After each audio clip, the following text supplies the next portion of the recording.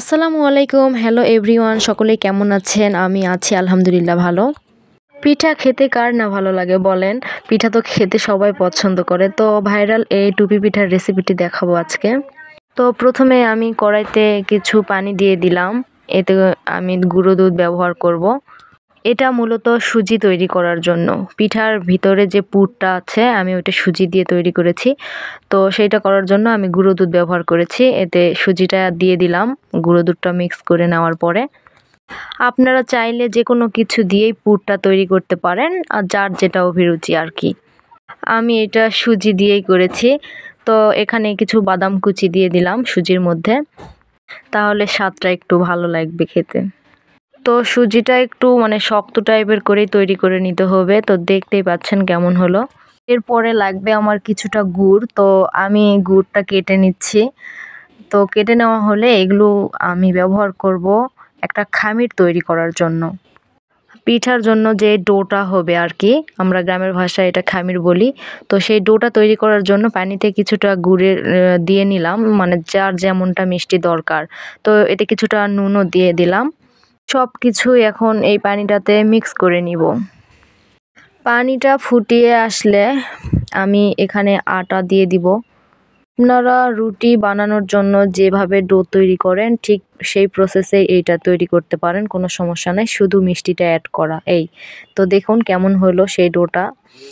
তো ওটা কিছুক্ষণ ঠান্ডা করে নিয়ে আমি এখানে কিছুটা ঘি অ্যাড করে নিলাম। তো সবগুলোই মিক্স করব। করার পরও দেখতেছি আমার ডোটা একটুখানি শক্ত হয়ে গেছে। তো সমস্যা নেই, আমি যেভাবেই হোক প্রসেসটা করে নিব। আপনারা না শক্ত আবার না নরম এইরকম টাইপের করে একটা ডো তৈরি করে নেবেন, যাতে রুটিটা বেলতে সুবিধা হয় খুবই। দেখতে তো পাচ্ছেন আমার অনেক সময় লাগতেছে একটা রুটি বানাইতে গিয়ে। তো আমি হয়েছে কি এই ডোটা বানিয়ে রেখে অন্য একটা কাজে ব্যস্ত, অন্য আরেকটা পিঠা তৈরি করতেছিলাম। তো এইটা একটু শক্তই হয়ে গেছে। তো সমস্যা নেই, দেখুন রুটিটা করার পরে আমি এরকম একটা গ্লাস দিয়ে ছোট ছোট রুটি কেটে নিচ্ছি। তো এভাবে করে আমার যতগুলো হয় সবগুলোই ছোট রুটি আমি কেটে নিব, কারণ এগুলো হচ্ছে 2টা দিয়ে একটা পিঠা তৈরি হবে। তো অনেকগুলোই লাগবে।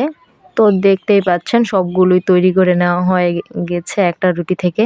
তো আপনাদের আমার ভিডিও যদি ভালো লাগে তাহলে অবশ্যই একটা করে শেয়ার করে দিবেন ভালোবাসা দিয়ে। ভালো না লাগলে অবশ্যই স্কিপ করবেন, কোনোই অসুবিধা নেই, জোর নেই দেখার জন্য ভিডিওটা। পর্যায়ক্রমে আমি প্রতিটি রুটি বেলে নেওয়ার পরে ছোট রুটিগুলা কেটে নিচ্ছি, পরে অসুবিধা হবে। আমি আগেই সবগুলো রেডি করে তারপর পিঠাটা তৈরি করব। আপনারা শেষ পর্যন্ত দেখতে থাকুন। যারা এই পিঠাটা তৈরি করতে চান তারা আমার এই ভিডিওটি অবশ্যই একবার দেখবেন ফুল। দেখার পরে যদি ভালো লাগে তো এইভাবে বানাতে পারেন এই পিঠাটা। তো একটা বাটিতে আমি একটু ঘি মাখিয়ে নিচ্ছি। কী কারণে? এই পিঠাটা তৈরি করার পরে ওই বাটিতে আমি একটু রেখে দিব একটুখানি সময়। তো সেখানে যেন লেগে না যায় তার কারণে আমি ঘিটা মাখিয়ে নিলাম। তো ওই বাটিতে আমার সুজি রাখা ছিল। তো সেখান থেকে সুজি নিয়ে দেখুন একটা ছোট রুটির উপরে দিয়ে দিলাম কিছুটা, একটু বেশি করে দিতে হবে তাহলে ভালো লাগবে। আর উপরে আবার একটা ছোট রুটি রেখে সাইডটা লক করে দিচ্ছি। লক করে দেওয়ার পরে আপনারা যদি ডিজাইন করতে চান সেটা আপনাদের রুচি আর কি।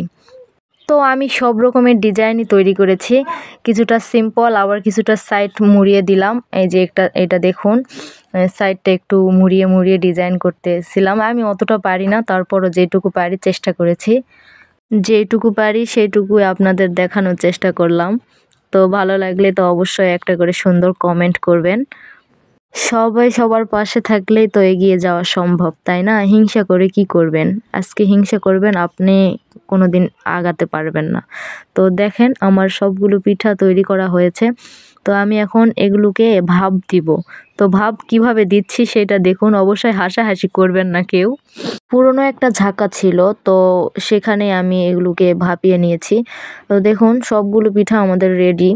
তো কেমন লাগতেছে একটু অবশ্যই জানাবেন। আমি সবগুলো করার পরে শেষে কিছুটা বেঁচে ছিল, আমি তো জিনিস অপচয় করব না কক্ষনোই। তো এইটাতেও আবার ছোট্ট একটা মিষ্টি ডিজাইন করেছি। তো দেখুন একটা খেয়ে আমি দেখালাম, আপনাদের দাওয়াত রইল। যেহেতু এইটা আমি অনেক আগে পিঠাটা তৈরি করেছি, তো দাওয়াতটা একটু বেশি হয়ে গেল। ভালো থাকবেন সবাই, আল্লাহ হাফেজ।